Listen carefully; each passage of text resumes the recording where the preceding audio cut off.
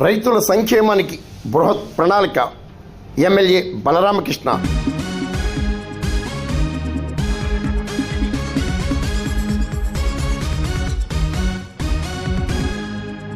రైతుల సంక్షేమానికి ముఖ్యమంత్రి చంద్రబాబు, ఉప ముఖ్యమంత్రి పవన్ కళ్యాణ్ ఆధ్వర్యంలోని కూటమి ప్రభుత్వం బృహత్ ప్రణాళిక అమలు చేస్తుందని రాజానగరం ఎమ్మెల్యే బొత్తుల బలరామకృష్ణ అన్నారు.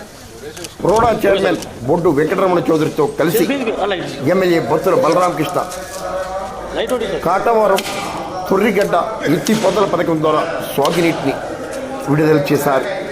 ఈ సందర్భంగా బొత్తుల బలరామకృష్ణ మాట్లాడారు.